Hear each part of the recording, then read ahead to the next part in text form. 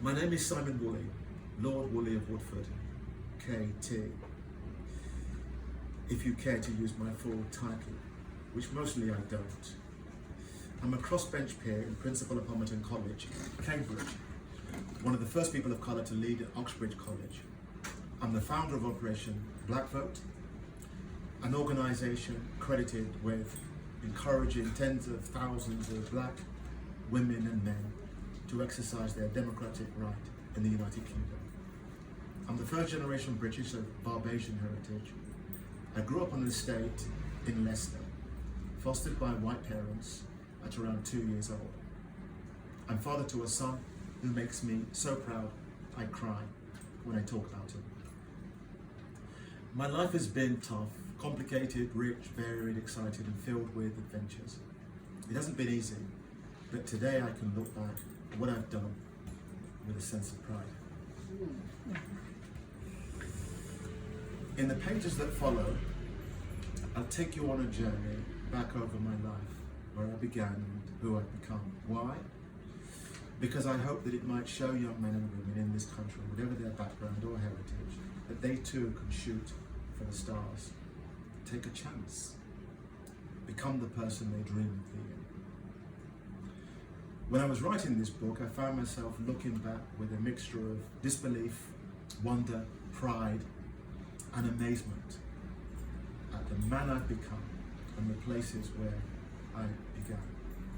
Let's start with an image of me as a little boy playing Simon Woolley, growing up on the St Matthew's estate in Leicester. There were very few black families on the estate, and as I've said, my foster parents were white. At my school, I was only one of a handful of black kids. I've been trying to think about when I first realised I was black. That race was an essential part of who I was. When I cast my mind back, I remember Ian Harding, another black kid from St Matthew's estate, and me running together.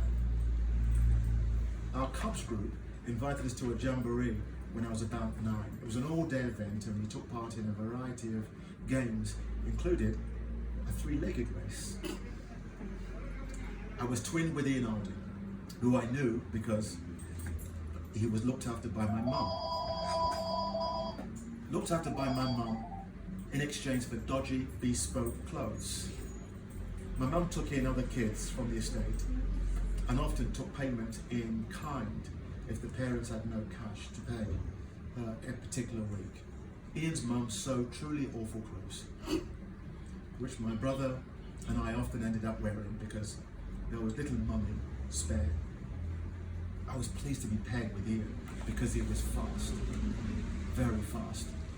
He played football for England as a kid until his dad put the blockers on it because he didn't do his homework and was falling behind. I was no slouch either. I knew I was fast. We stood there, arms around each other, legs tied together. I glanced from side to side.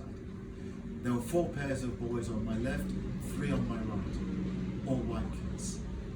Then Ian and me in the middle. We looked at each other and nodded.